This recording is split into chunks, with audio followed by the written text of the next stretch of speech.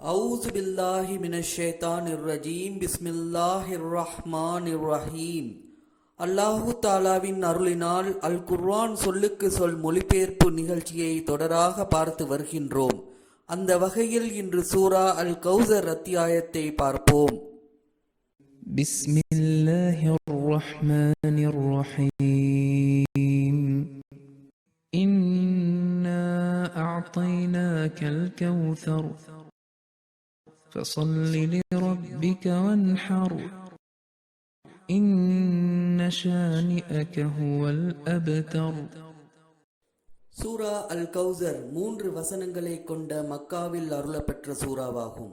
மக்கத்து சபையில் நபியை பற்றி பேசப்பட்டால் ஆஸ் பின் வைல் என்பவன் அந்த சபையில் நபியை வேறறுந்தவர், அவருக்கு ஆண் பிள்ளைகளும் இல்லை, அவரை பின்பற்ற ஆளே இருக்காது, பெயர் சொல்லக்கூட யாருமில்லை என்று கூறுவானாம். குறைஷ் என்ற கோத்திரத்தை விட்டு தனியாக வேறறுந்த மரம் போல நிற்கும் மனிதர் பட்டுப்போகும் மரம் என்றும் இன்னொரு எதிரியான உக்பா பின் அபு முஆய்த் சொல்லுவானாம். நபியின் மகன் இறந்த நேரம் அபு லஹப் அபு ஜஹலும் நற்செய்தி நற்செய்தி என்று கத்தி ஆட்டம் பாட்டம் போட்டு கொண்டாடினார்களாம். நபியின் மனம் உடைந்து மிகவும் வேதனை அடைந்து இருக்கும் சமயத்தில் அல்லாஹ் இந்த சிறிய சூரா மூலம் முழு சந்தோஷத்தையும் எண்ணற்ற நன்மைகளையும் கொடுக்கின்றான். இன்னா நிச்சயமாக நாம் அதைனாக உமக்கு கொடுத்தோம் அல் கௌசர் ஏராளமானதை. நபியே, நிச்சயமாக நாம் உமக்கு மிகுதியான நன்மையினை வழங்கியுள்ளோம். க ச ர என்ற மூலச்சொற்கள் மூலமாக கௌசர் என்ற சொல் அல் குர்ஆனில் காணப்படுகின்றது. இந்த மூலச்சொற்கள் மூலமாக அல் குர்ஆனில் 167 இடங்களில் பல்வேறு வடிவமாக கூறப்பட்டுள்ளது. ஸ்கிரீனில் இதன் விவரங்கள் தரப்பட்டுள்ளன. இந்த சொற்களின் பொருளை பார்க்கும் பொழுது மிக அதிகமான, ஏராளமான என்ற பொருள் தரப்பட்டுள்ளபடியினால் ஏராளமான நன்மையினை வழங்கியுள்ளோம் என்று இந்த வசனத்திற்கு நாங்கள் பொருள் கொடுத்துள்ளோம். அளவில், தரத்தில், நன்மைகளில், மதிப்பில் உள்ள பொக்கிஷமான ஒரு பொருளை அரபுகள் கௌசர் என்று சொல்லுவார்கள். ஆனால் இது அனைத்தையும் படைத்த ரப்பின் பரிசு எப்படி இருக்கும் என்று யோசித்து பாருங்கள். நபி ஸல்லல்லாஹு அலைஹி வஸல்லம் அவர்களிடம் கொடுக்க எதுவும் இல்லாத நேரத்தில் இது இறக்கப்பட்டது. அவர் ஒரு ஏழையின் வாழ்க்கையை வாழ்ந்து கொண்டிருந்த காலம் அது. மேலும் அன்னாரது போதனைகள் கேலி கிண்டலுடன் பார்க்கப்பட்டன. சூரா இறக்கப்பட்ட பல ஆண்டுகளுக்கு பிறகும் அவர் கேலி செய்யப்பட்டு எதிர்க்கப்பட்டார், துன்புறுத்தப்பட்டார். இறுதியாக தனது சொந்த ஊரை விட்டு வெளியேற வேண்டியிருந்தது. அவரது தலைக்கும் ஒரு விலை வைக்கப்பட்டது.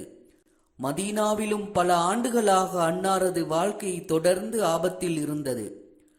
பின்னர் அவரது வாழ்க்கையின் இறுதிப் பகுதியில் எல்லா நிலைகளிலும் ஏராளமான நன்மைகள் அன்னார் மீது மலைத்துளிகள் போல கொட்டத் தொடங்கின. மேலும் சூறாவில் உள்ள வாக்குறுதிகள் உண்மையில் நிறைவேறின. மக்காவில் குற்றவாளியாக பார்க்கப்பட்ட அவர் முழு அரேபியாவுக்கும் தீர்ப்பு வழங்கக்கூடிய நீதிபதியானார். மேலும் பாலைவனத்தின் எழுத்தறிவற்ற மகன் அனைத்து மனித குலத்திற்கும் உயிருள்ள ஆசானாக ஆனார். மேலும் உலகை விட்டு தன்னிடம் வரும்படி அன்னாரது ரப்பிடமிருந்து அவருக்கு அழைப்பு வந்தபோது அவர் தன்னிடம் ஒப்படைக்கப்பட்ட பணியை முழுமையாக நிறைவேற்றியதில் திருப்தி அடைந்தார். சுருக்கமாக, அனைத்து வகையான நன்மை, பொருள் மற்றும் ஒழுக்கம் ஆகியவை அன்னாருக்கு முழுமையாக வழங்கப்பட்டன.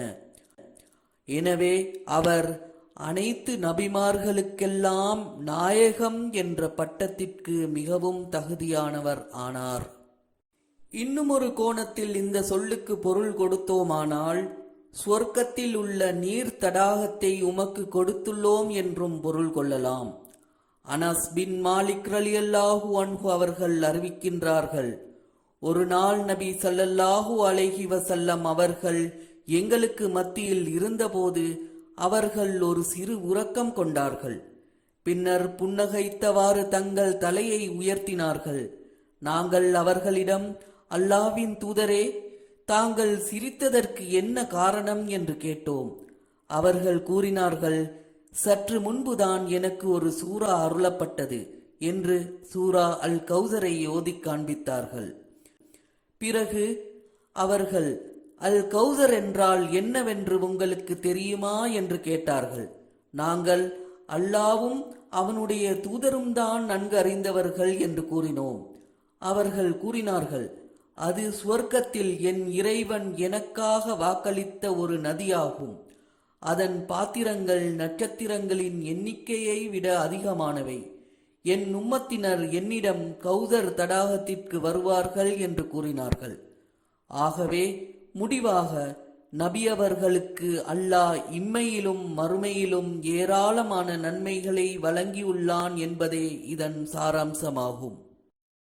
ஃபஸல்லி, ஆகவே தொழுவீராக, லிரப்பிக, உமது இறைவனுக்காக, வ இன்னும் நஹர், தியாகம் செய்வீராக. இந்த வசனம் நபி ஸல்லல்லாஹு அலைஹி வஸல்லம் அவர்களை மிகுந்த மதிப்புடன் அல்லாஹ்வின் பக்கம் திரும்பவும், அன்னாரது மகத்தான இலக்கை அடைய, அல்லாஹ்வின் அருளை அடைய அனைத்து வகையான தியாகங்களுக்கும் தயாராக இருக்குமாறும் கட்டளையிடுகின்றது. இன்ன, நிச்சயமாக, ஷானியக, உமது பகைவன், ஹுவ, அவன், அப்தர், ஆண் சந்ததியற்றவன். இந்த வசனத்தில் நபி ஸல்லல்லாஹு அலைஹி வஸல்லம் அவர்களின் எதிரிகள் அப்தர் என்று அழுத்தமாக குறிப்பிடப்பட்டுள்ளது. வரலாற்று உண்மை என்னவென்றால், இந்த சூரா வெளிப்படுத்துவதற்கு முன்பும் பின்பும் பிறந்த நபி ஸல்லல்லாஹு அலைஹி வஸல்லம் அவர்களின் அனைத்து மகன்களும் இறந்துவிட்டார்கள். அவருக்கு பிறகு அவர் எந்த ஆண் சந்ததியினரையும் விட்டு வைக்கவில்லை. இது இங்கு அப்தர் என்ற வார்த்தையின் அர்த்தம் ஆன்மீக குறைபாடுகள் இல்லாதவர் என்பதாகும். உண்மையில் நபி ஸல்லல்லாஹு அலைஹி வஸல்லம் அவர்கள் எந்த ஆண் சந்ததியினரையும் விட்டு வைக்க கூடாது என்பது அல்லாஹ்வின் திட்டமாகும். ஏனெனில் அன்னார் இறுதி காலம் வரை ஏராளமான மகன்களின் ஆன்மீக தந்தையாக இருக்க வேண்டும். எனவே நபி ஸல்லல்லாஹு அலைஹி வஸல்லம் அவர்கள் அல்ல, மாறாக அவரது எதிரிகள்தான் சந்ததியினர் இல்லாமல் இறந்தனர். ஏனெனில் இஸ்லாத்தின் மடியில் இணைந்ததன் மூலம் எதிரிகளின் மகன்கள் நபி ஸல்லல்லாஹு அலைஹி வஸல்லம் அவர்களின் ஆன்மீக மகன்களாக மாறிவிட்டனர். அவர் நம்பிக்கையாளர்களின் ஆன்மீக தந்தை மட்டுமல்ல, அனைத்து இறை தூதர்களுக்கும் தந்தையாக இருக்கின்றார். சூரா அஹ்ஸாப் வசனம் 40, முஹம்மத், உங்கள் ஆண்கள் எவருக்கும் தந்தையல்ல, ஆனால் அவர் அல்லாஹ்வின் தூதரும் நபிமார்களின் முத்திரையும் ஆவார் என்று கூறப்பட்டிருந்ததோடு, அதே சூராவின் 6வது வசனத்தில், நம்பிக்கை கொண்டவர்களுக்கு அவர்களின் உயிர்களை விட நபி மிகவும் நெருக்கமானவர், அவருடைய மனைவியர் நம்பிக்கையாளர்களின் தாய்மார்கள் என்று கூறுகிறது. இவ்வாறு சந்ததியின்றி இறந்தது நபி ஸல்லல்லாஹு அலைஹி வஸல்லம் அவர்கள் அல்ல, மாறாக அவர்களது எதிரிகள்தான். அல்லாஹும்ம ஸல்லி அலா முஹம்மதின் வாலா ஆலி முஹம்மத் கமா ஸல்லைத அலா இப்ராஹீம வஅலா ஆலி இப்ராஹீம இன்னக ஹமீதும் மஜீத். அல்லாஹும்ம பாரிக் அலா முஹம்மதின் வாலா ஆலி முஹம்மத் கமா பாரக்த அலா இப்ராஹீம வஅலா ஆலி இப்ராஹீம இன்னக ஹமீதும் மஜீத். இன்ஷா அல்லாஹ் எதிர்வரும் நாட்களில் இன்னும் ஒரு சூறாவுடன் நாங்கள் சந்திப்போம். இந்த சேனலை சப்ஸ்கிரைப் மற்றும் ஷேர் பண்ணுவதன் மூலம் அதிகமான மக்களுக்கு இஸ்லாத்தின் போதனைகள் போய் சேர வாய்ப்பு கிடைக்கும் என கூறி விடை பெறுகின்றோம். அஸ்ஸலாமு அலைக்கும் வரஹ்மத்துல்லாஹி வபரகாத்துஹு.